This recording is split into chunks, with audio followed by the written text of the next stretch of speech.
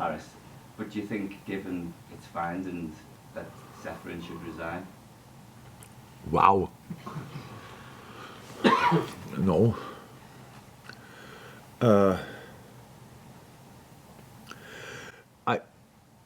I'm not sure who made the decision, to be honest. But so I'm boss as well of some people, and a lot of things. I'm not 100% in the subject, so I get information from different people, and it's like okay, and then you make a decision.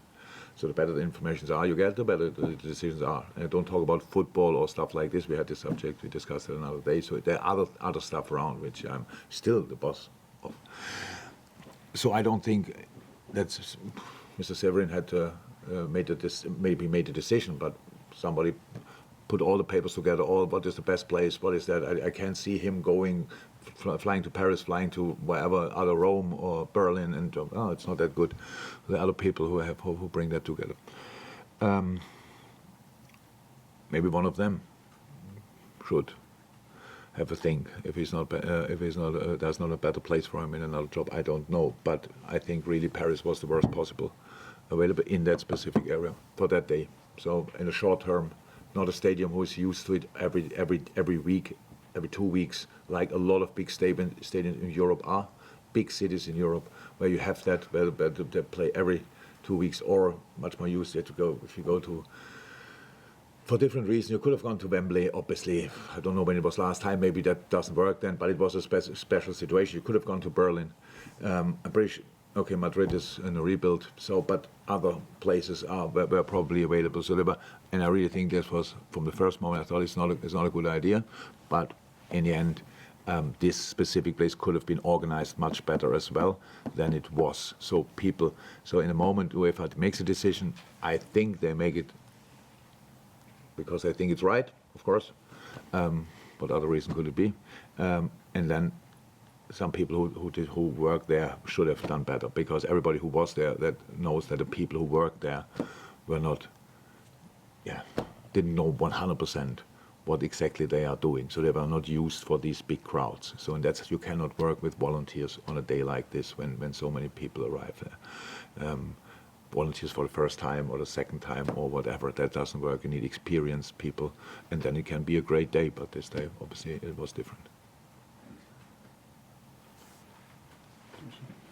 Jürgen, the team in previous seasons being able to go on long unbeaten runs. Last season, 9 matches in a row. I think you won around this time. Do you think this team's capable of doing that? Yeah, I think, but we have to show that. Yeah, but it was incredibly difficult last year. It was always incredibly difficult. Now, if you would now tell me I don't know exactly which game it was, but if we go through the games, then I'm pretty sure we won some of them late.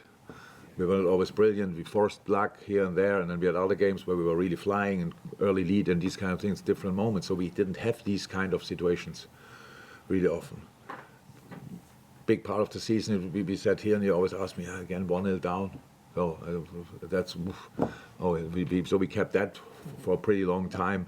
Then it took long until we got a lead, and then we have a lead, and then you get the equalizer, all these kind of things. So all things can happen. You need to be stable to go through this.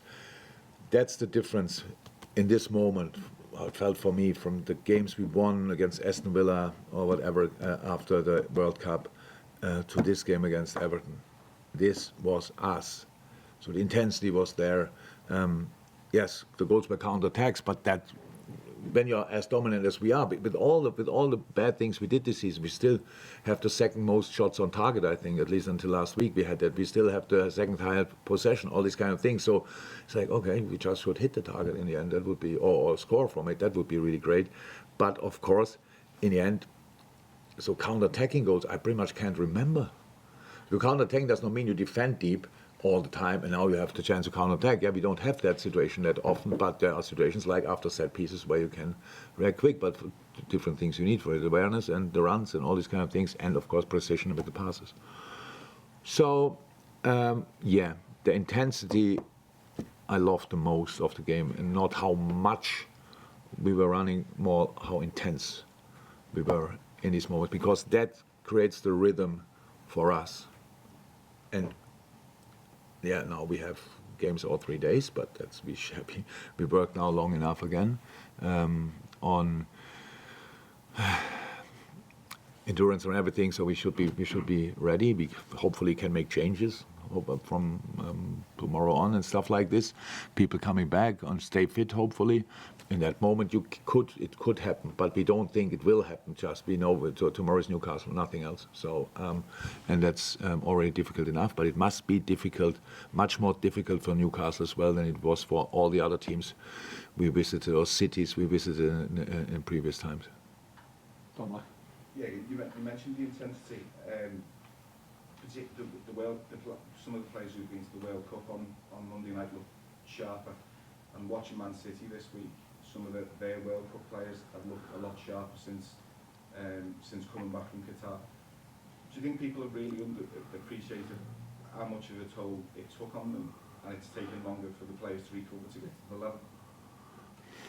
And they actually, it's out of the system now, the lads who've been to the World Cup. Look, there were no obvious signs. It's not that we saw numbers and thought, oh my God, that looks completely different.